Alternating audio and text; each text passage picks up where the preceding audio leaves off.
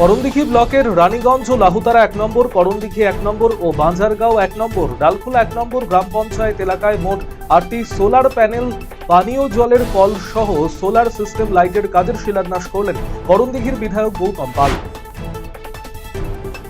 শনিবার বিকেলে নন্দকুমার হাইরোড এলাকায় এসআইআর সম্পর্কিত বিষয়কে কেন্দ্র করে বিক্ষোভ মিছিল এবং পথসভার আয়োজন করল পূর্ব মেদিনীপুর জেলা যুব কংগ্রেস।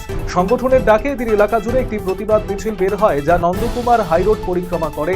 পরবর্তীতে পথসভাও করা হয়। সামনে বিধানসভা নির্বাচন, তার আগে রাজ্যের জেলায় জেলায় তৃণমূল কংগ্রেসের পক্ষ থেকে চলছে জনসংযোগ কর্মসূচি।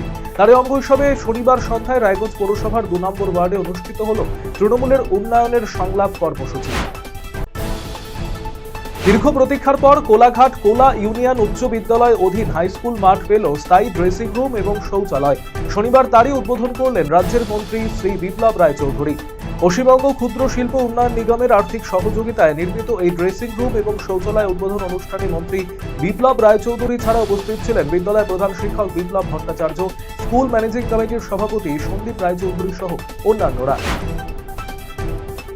গাজল শহরে কেন্দ্রীয় বাহিনীর রুটমার্চ, উপস্থিত ছিলেন জেলা পুলিশ আধিকারিক অর্পিত আর পারাক, গাজল থানার আইসি কৌশিক ব্যানার্জি সহ অন্যান্য পুলিশ আধিকারিকেরা। গাজলের স্পর্শকাতর বিভিন্ন এলাকায় টহল দেন কেন্দ্রীয় বাহিনীর জওয়ানেরা। ইটাহার থানার সুরুন 1 এবং 2 নম্বর অঞ্চলের সংযোগকারী গুরুত্বপূর্ণ পিচের রাস্তার কাজের সূচনা করলেন ইটাহারের বিধায়ক মোশাররফ হোসেন। এদিন বিকেল নাগাদ এলাকার গ্রাম বাসিন্দাদের উপস্থিতিতে রাজ্যের গ্রামোন্নয়ন দপ্তরের 52 লক্ষ টাকা ব্যয়ে আন্নাশই মোড় থেকে জার্মানিয়া বটতলা পর্যন্ত প্রায় 1.5 কিলোমিটার পিচের রাস্তার কাজের শুভ সূচনা করেন বিধায়ক মোশাররফ হোসেন, 2 অঞ্চলের প্রধান সহ জনপ্রতিনিধিদের নিয়ে।